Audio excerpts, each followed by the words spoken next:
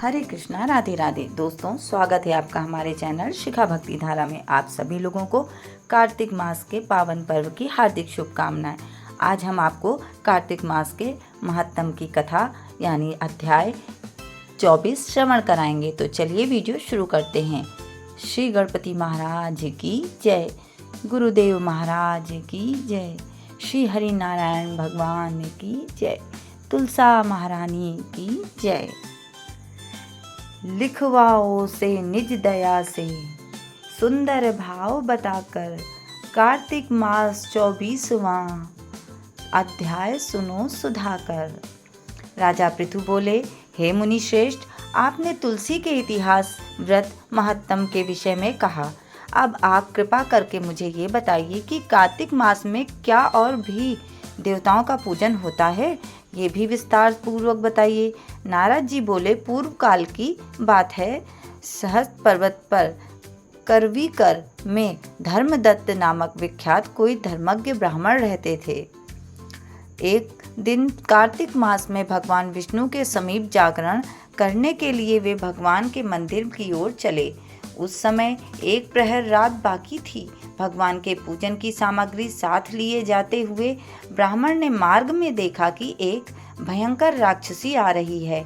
उसका शरीर नंगा और मांस रहित था।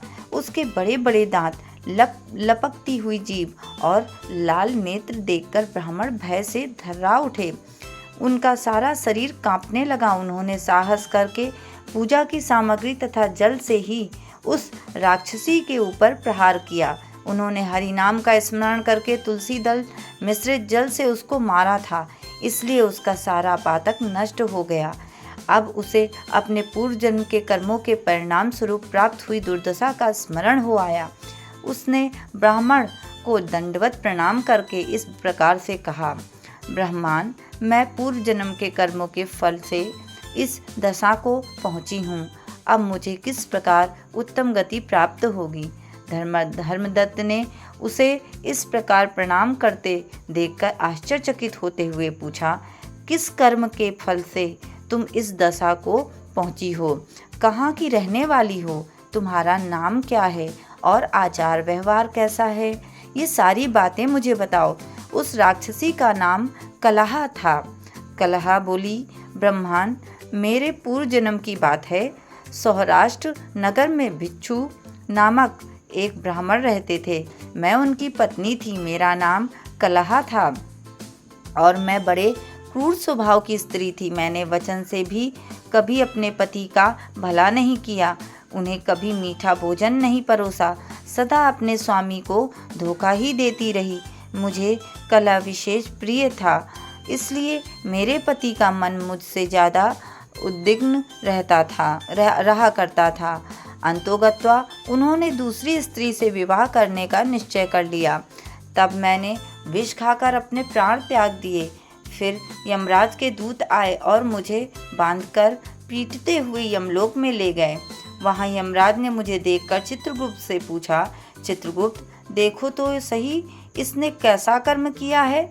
जैसा इसका कर्म हो उसके अनुसार ये शुभ या अशुभ प्राप्त करे। चित्रगुप्त ने कहा, इसका किया हुआ कोई भी शुभ कर्म नहीं है।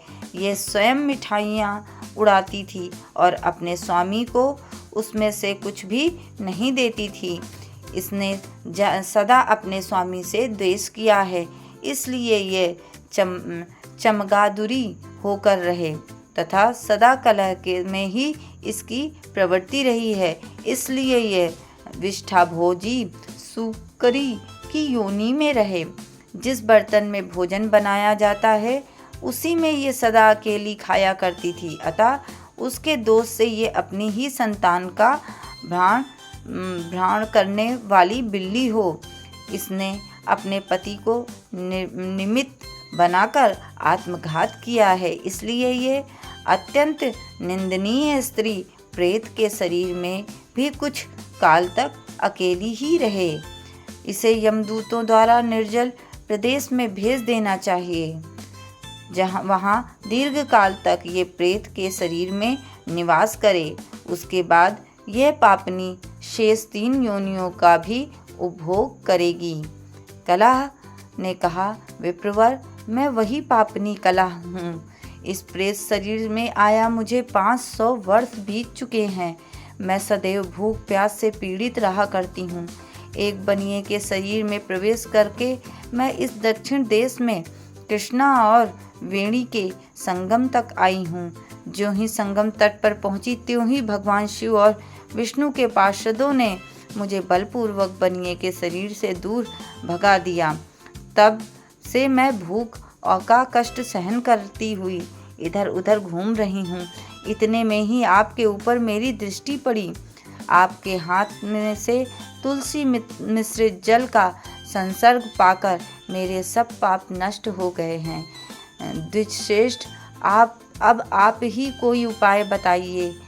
मेरे इस शरीर से और भविष्य में होने वाली भयंकर 3 योनियों से किस प्रकार मुक्त होंगी। कलह का ये वचन सुनकर धर्मदत्त उसके पिछले कर्मों और वर्तमान अवस्था को देखकर बहुत दुखी हुए।